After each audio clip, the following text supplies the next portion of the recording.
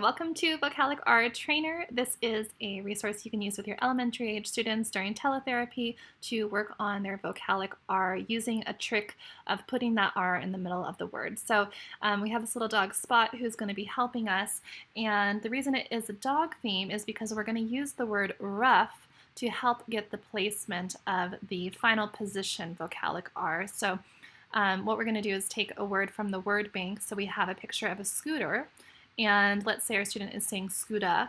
We can have them practice getting that R, the correct R, by going scooter rough, okay? And then they get their second chance to try to say the word again here. So let's say they said scooter with the correct production. They can put it in this column and it will disappear behind the correct dog. Now if they attempted blender and were improving, they can put it here. Let's say they didn't get hammer, they'd put it in the incorrect box. So here's your navigation window on the left-hand side. Navigation column, and it has your or, air, r, ire, and ear. Now each of these vocalic R's has 5 target words that you can use for this exercise.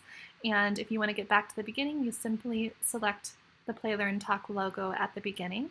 And this is a free resource for you to be using with your students, and I hope you enjoy it.